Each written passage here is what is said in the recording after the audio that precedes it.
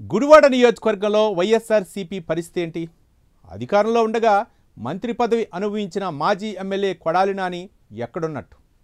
అనారోగ్యంతో ట్రీట్మెంట్ చేయించుకున్న నాని ఇంకా అబ్జర్వేషన్లోనే ఉన్నారా?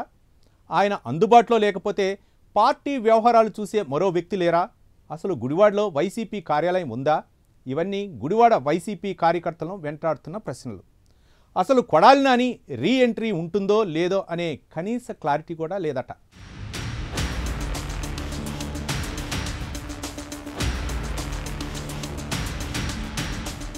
గుడివాడ నియోజకవర్గంలో వైఎస్ఆర్ కాంగ్రెస్ పార్టీని 1,00,000 ప్రశ్నలు వెంటాడుతున్నాయి. 2024 సార్వత్రిక ఎన్నికల్లో దారుణ ఓటమి తర్వాత ఇన్ఛార్జిగా ఉన్న కొడాలి నాని మొన్నటి వరకు అజ్ఞాతంలోనూ, ప్రస్తుతం బైపాస్ సర్జరీ చేయించుకుని మెడికల్ అబ్జర్వేషన్లో ఉంటున్నారు. ఇప్పుడు వచ్చిన చిక్కల్లా గుడివాడలో వైసీపీకి పార్టీ కార్యాలయం లేకపోవడమే.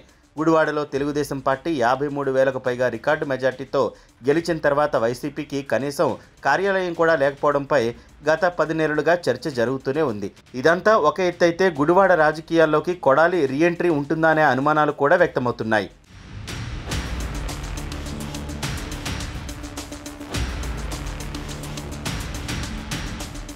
గుడివాడలో కొడాలి నాని తర్వాతి స్థానంలో ఆయన ప్రధాన అనుచరుడు దుక్కిపాటి శశిభూషణ్ పరిస్థితి ఇప్పుడు ఏంటని, ఆయన ఇంకా కొడాలి తర్వాతి స్థానంలో ఉన్నారా లేదా అన్నది కూడా చర్చించుకుంటున్నారు.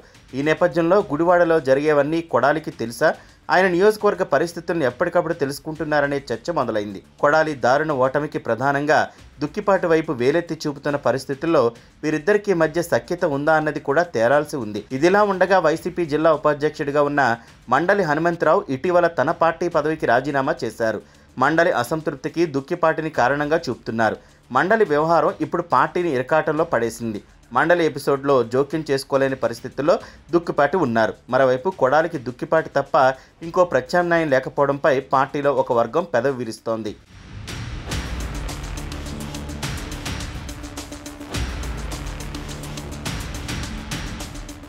గత నెల కిందట బైపాస్ సర్జరీ చేయించుకున్న కొడాలి నాని ఇప్పుడిప్పుడే కోలుకుంటున్నారు. ప్రస్తుతం ఆయన మెడికల్ అబ్జర్వేషన్లో ఉన్నట్టుగా తెలుస్తోంది. ఇప్పటి వరకు కొడాలిని దుక్కిపాటి, మండలి కానీ ఇంకా పార్టీలో ముఖ్య నేతలు అనుకునేవారు ఎవరూ కొడాలిని కలిసి వచ్చినట్టుగా లేదు. అలా కలవకపోవడానికి కారణాలు ఏమిటన్న ప్రశ్నలు ఉత్పన్నమవుతున్నాయి. కూటమి ప్రభుత్వం అధికారంలోకి వచ్చిన 6 నెలల్లోనే గుడివాడలో వైసీపీ గ్రాఫ్ పడిపోయింది. కొడాలి గుడివాడ వచ్చి అంతా చక్కదిద్దుకోవాల్సిన పరిస్థితి నెలకొంది.